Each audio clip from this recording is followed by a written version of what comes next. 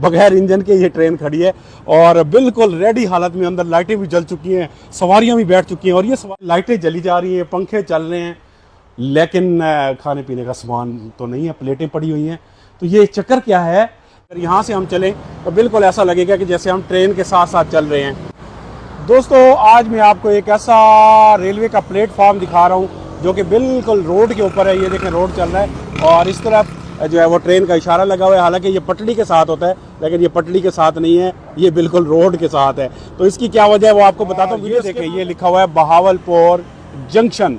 जी हाँ, ये बहावलपुर जंक्शन कैसा है और ये रोड के ऊपर क्यों है, आगे चलते हैं जी। टिकट घर, हाँ, ये हम जा रहे हैं जी जंक्शन की तरफ और आपको ट्रेन भी दिखाएंगे और वो सामने टीटी साहब भी बैठे हुए हैं। और ये देखें, बड़ा खूबसूरत प्लेटफॉर्म जो है बनाया गया है और इसके अंदर लाइटें भी लगी हुई हैं। लेकिन ये जो ट्रेन है ना, इसका इंजन ही आपको नज़र आएगा। इस साइड पे देखें, कोई इंजन नहीं है, बगैर इंजन के ये ट्रेन खड़ी है और बिल्कुल रेडी हालत में। अंदर लाइटें भी जल चुकी हैं, सवारियां भी बैठ चुकी हैं और ये सवारियां कर क्या रही हैं और ये भी आपको दिखाते हैं। माशाल्लाह, कोई जंक्शन आपने ऐसा खूबसूरत नहीं देखा होगा जिसपे आपको जो पैसेंजर होते हैं उनके लिए ऐसी जगह मिलेगी, लेकिन इस जंक्शन पे इस तरह की जो है वो सीटिंग दी हुई है। तो अंदर भी चल के दिखाता हूँ। कैसे हैं टीटी साहब? ठीक है सर, खैरियत से हैं? अच्छा, आए हुए हैं सवारियाँ?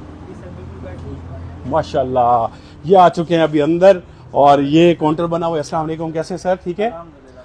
ये देखें सर, ये अंदर का माहौल है और इस वक्त सवारियां मुझे नज़र नहीं आ रही और इस ट्रेन के अंदर जो है लाइटें जली जा रही हैं, पंखे चल रहे हैं, लेकिन खाने पीने का सामान तो नहीं है, प्लेटें पड़ी हुई हैं।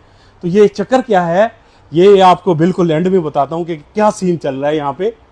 ये देखें, कोई सवारियां नहीं है यार, क्या हो गया? ये बहुत खूबसूरत माशाल्लाह बनाया हुआ है और ये बड़ा ज़बरदस्त कल्चर है यहाँ पे। पूरी ये ट्रेन का जो बोगी है बिल्कुल खाली की खाली पड़ी है, लेकिन लाइट जली हुई है और बड़ा अभी बाहर चल के आपको इसकी हकीकत दिखाता हूँ। जी हाँ, इस साइड पे ये बड़ा इन्होंने एक ज़बरदस्त रेस्टोरेंट बनाया हुआ है और अब मैं आपको बताता हूँ असल में ये चीज़ क्या है।